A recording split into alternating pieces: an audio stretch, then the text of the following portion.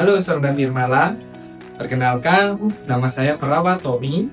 Saya bertugas di unit emergensi Rumah Sakit Panti Nirmala.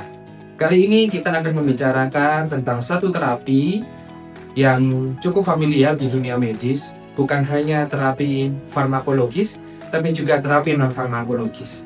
Di rumah sakit, saat kita menangani pasien, kita tidak hanya memikirkan tentang bagaimana pasien mendapatkan terapi dari segi farmakologis, tapi dari segi keperawatan kita bisa memikirkan untuk terapi-terapi yang bisa kita lakukan untuk menunjang kesehatan pasien, yaitu dari terapi non-farmakologis. Salah satu terapi non-farmakologis yang saat ini akan kita bahas adalah guided imagery atau imajinasi terbimbing. Terapi ini sudah cukup banyak digunakan di dunia kesehatan, bahkan mulai dikerjakan di beberapa kota-kota besar. Terapi ini adalah bagaimana kita menciptakan, mengelola kondisi emosional pasien sehingga mereka akan mencapai kondisi yang rileks, tenang pada saat menerima penanganan kesehatan dari petugas kesehatan di rumah sakit kami. Sehingga tujuan dari terapi ini adalah bagaimana kita menciptakan pemeliharaan kesehatan sampai mereka bisa merasakan kondisi yang rileks, lalu kondisi tersebut akan menunjang pemulihan kesehatan yang kita berikan secara farmakologis dengan digabungkan dengan terapi non-farmakologis ini. Sehingga terapi ini akan digunakan untuk mengurangi kecemasan, stres berlebihan, bahkan untuk secara klinis, terapi ini bisa secara penelitian sudah dibuktikan bahwa mengurangi kecemasan, mengurangi tingkat nyeri, memperkecil frekuensi pernafasan, bahkan untuk hal-hal yang lainnya yang bisa kita gunakan untuk menunjang kesehatan pasien.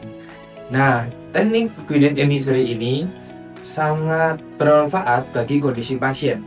Melakukannya juga cukup mudah, mulai dari bagaimana kita menciptakan kondisi yang rileks untuk pasien, lalu kita akan memberikan gambaran bagaimana hal-hal tersebut bisa membuat pasien dalam kondisi yang lebih nyaman, lebih rileks.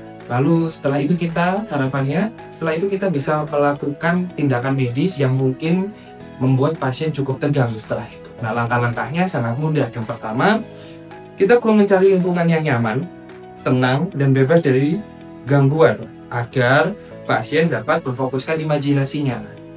Ketika pasien sudah memfokuskan imajinasinya, kita perlu membangun hubungan saling percaya di mana pasien harus benar-benar bisa memahami apa yang kita sampaikan dan kita perlu memahami apa yang menjadi hal-hal yang pasien lakukan.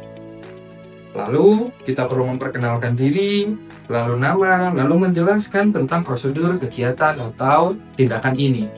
Setelah kita menggali perasaan pasien, setelah itu kita mulai bisa melakukannya. Kita mulai mengarahkan pasien untuk menutup mata, mencari posisi nyaman, menarik nafas dalam, lalu kita mulai membangun persepsi atau imajinasi sesuai apa yang pasien harapkan. Bisa suasana di alam, mungkin bisa hal-hal atau kegiatan yang dia inginkan.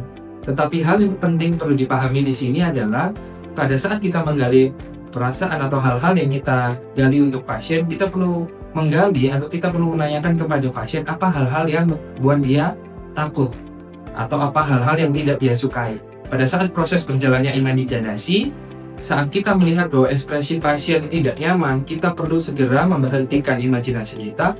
Lalu, bahkan ketika ini sudah selesai pun, ketika kita sudah melihat dan kita merasa bahwa menilai secara objektif bahwa pasien telah dalam kondisi rileks, ketika kita memberikan imajinasi, kita bisa langsung mengembalikan pasien ke dalam kondisi yang semula, di mana kita mulai membawa klien keluar dari bayangan, lalu mendiskusikan bersama tentang perasaan pasien dan mengenal pengalaman tersebut.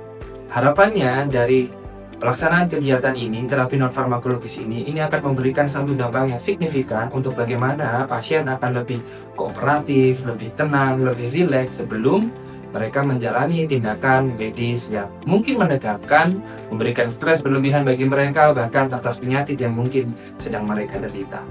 Jadi, pada akhirnya Sobat Nirmala, kami mengharapkan tindakan ini dan penjelasan ini akan bermanfaat bagi Anda semuanya.